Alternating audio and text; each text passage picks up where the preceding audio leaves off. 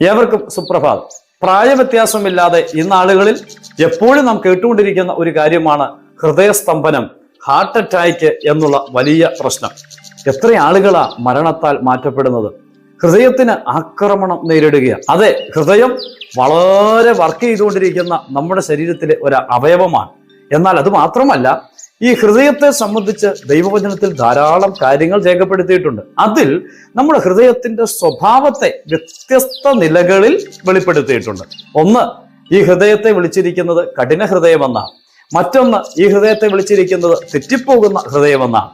അങ്ങനെ ഹൃദയത്തിന് ധാരാളം വാക്കുകൾ ഉപയോഗിച്ചിട്ടുണ്ട് ഒരു വ്യക്തിയുടെ സ്വഭാവവുമായിട്ട് ബന്ധപ്പെടുത്തിക്കൊണ്ട്. അതെ, നമ്മുടെ സ്വഭാവം എപ്രകാരമാണ്, ഏത് തരത്തിലുള്ള ഹൃദയമാണ് നമുക്കുള്ളത് എന്ന് നമുക്കൊന്ന് ചിന്തിക്കാം.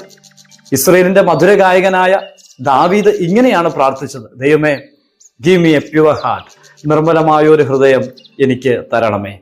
അതെ, ഇന്ന് പകരം നമുക്കും അത് ആഗ്രഹിക്കാം. നിർമ്മലമായ ഒരു ഹൃദയം നമുക്കും ഉണ്ടായിരിക്കട്ടെ. കഠിന ഹൃദയവും തെറ്റിപ്പോകുന്ന ഹൃദയവും ദുഷ്ടഹൃദയവും ഒന്നും നമുക്ക് ആവശ്യമില്ല.